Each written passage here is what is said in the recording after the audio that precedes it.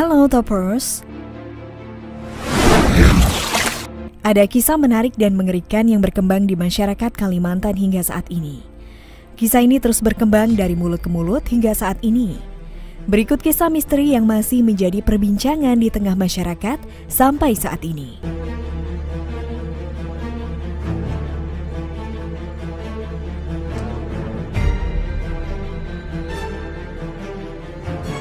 Beberapa tahun yang lalu, sekelompok penduduk asli Kalimantan pergi dari kampung halaman mereka menuju hutan belantara, melarikan diri dari penjajah Belanda. Namun di tempat yang baru, ancaman lain menanti. Satu demi satu anak-anak menghilang. 8 bocah dalam 8 hari raib tanpa jejak. Penduduk dicengkeram rasa takut. Siapa gerangan yang melakukannya?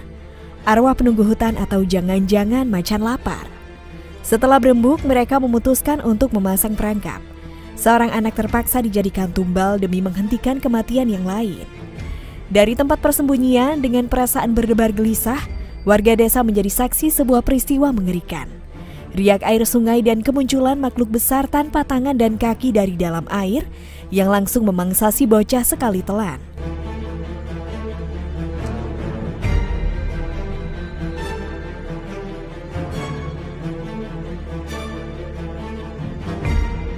Sebagian penduduk menyebut makhluk itu adalah ular raksasa.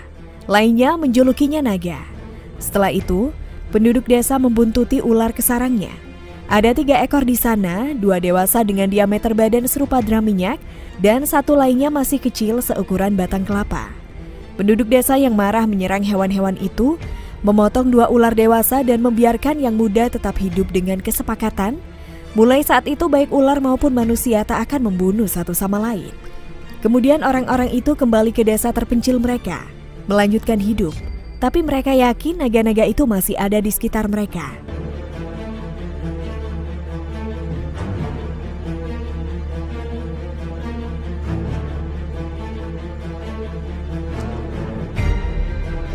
Penulis sains Nadia Drake kali pertama mendengar legenda tersebut dari Pak Rusni, tetua kampung Dayak Tumbang Tujang, pada Juli 2014 lalu. Penasaran, ia ingin mencari tahu apakah ada ular di Kalimantan yang bisa tumbuh sebesar monster dan bisa membunuh seorang anak dengan cepat. Ia menemukan beberapa tersangka. Sebagai gambaran, hutan tropis di Kalimantan sudah berusia 140 juta tahun, salah satu yang tertua di dunia. Terlebih lagi, selama zaman es akhir, Kalimantan pernah menjadi satu daratan dengan benua Asia dan pulau-pulau lain di Indonesia. Sejumlah spesies berpindah ke sana, membuat Borneo kaya dengan organisme hidup. Ketika zaman es berakhir, Kalimantan menjadi pulau terpisah, segala makhluk di dalamnya bebas berevolusi dalam kondisi relatif terisolasi.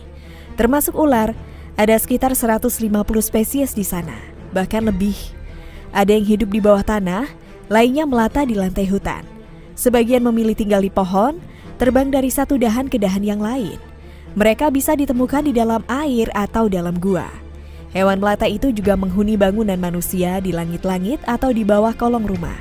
Kalimantan dijuluki Land of the Man-Eating Snakes, tanah di mana ular memakan manusia. Mengerikan sekali ya Toppers.